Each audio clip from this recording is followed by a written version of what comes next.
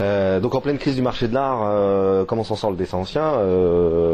Encore faut-il établir qu'il y a véritablement une crise pour le marché de l'art. Bien sûr, on traverse une zone de turbulence, les marchés financiers sont pas au mieux, et le marché de l'art certainement pas non plus. Mais ce que j'observe quand même dans ces derniers jours, c'est que la vente Saint-Laurent a plutôt pas trop mal marché. Ça aurait pu être encore plus extraordinaire, mais en tout cas, les prix ont quand même été soutenus. Donc, est-ce qu'il y a vraiment une crise du marché de l'art? C'est pas certain. Ou alors, peut-être une crise du marché de l'art contemporain par rapport à un marché de l'art plus classique qui, lui, résisterait plutôt pas trop mal. On n'a pas un cours de bourse tous les matins pour établir, même si Art Price essaye de faire des courbes plus ou moins fiable à mon avis. On manque un peu d'indicateurs et il faudra plus de recul pour dire si vraiment on s'engage dans une crise sur le marché de l'art. Mais pour l'instant, en tout cas, c'est pas le degré zéro. On craignait justement un immobilisme des acheteurs et en fait ils sont plutôt encore actifs. Alors le dessin ancien au milieu du marché de l'art, lui en fait il a quand même une place un peu à part parce que je dirais que il est soutenu intrinsèquement par une raréfaction de l'offre. Qui est quelque chose auquel on est confronté depuis déjà un certain nombre d'années et crise ou pas crise, on a beaucoup plus d'acheteurs potentiels qu'on arrive à fournir de beaux dessins. Donc on peut pas rentrer vraiment dans un phénomène de crise. Il peut y avoir un peu moins d'anticipation optimiste, des gens qui diffèrent leurs achats, etc. Mais le collectionneur compulsif, il est toujours là et les prix restent soutenus parce qu'il n'y a pas d'offre. Alors est-ce que le dessin ancien est épargné par la spéculation et par ce type de comportement du marché? Je pense que oui.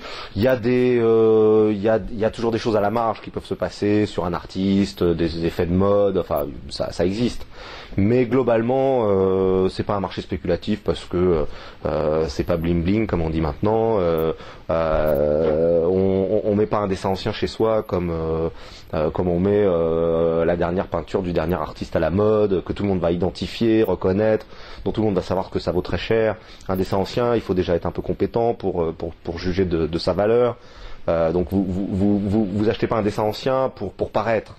Vous achetez un dessin ancien parce que ça vous intéresse, parce que vous avez du plaisir. Et donc vos motivations d'achat, elles sont pas spéculatives. Elles sont à long terme. Est-ce qu'on peut créer des cotes artificielles sur le marché du dessin ancien? Je pense pas, parce que pour une raison très simple par rapport à l'art contemporain, c'est que vous avez aucune maîtrise de l'offre. Dans l'art contemporain, vous avez un atelier, vous pouvez demander à l'artiste de produire, vous pouvez vous organiser. Enfin, dans le dessin ancien, dans l'art ancien en général, vous n'avez pas à votre disposition un atelier. Déjà aujourd'hui, ça existait encore il y a quelques dizaines d'années, parfois de trouver un atelier ou un fond de dessin d'un artiste du 18e ou du 17e. Aujourd'hui, ça n'existe plus. Ou ça peut peut-être encore arriver par un hasard incroyable, mais ça sera totalement marginal. Il faudrait pouvoir disposer d'un certain nombre d'œuvres pour pouvoir organiser le marché. Aujourd'hui, vous trouvez un dessin, qu'est-ce que vous allez organiser avec un dessin? Vous pouvez pas essayer de manipuler le marché. De toutes les façons, voilà, il y a trop peu d'œuvres, et puis vous n'en avez pas la maîtrise. Comment est-ce que je vois l'avenir des galeries par rapport aux maisons de vente? Je suis pas pessimiste. D'abord, qu'est-ce qui distingue une galerie d'un commissaire-priseur? Une galerie, elle défend un goût dans lequel peut se reconnaître un collectionneur.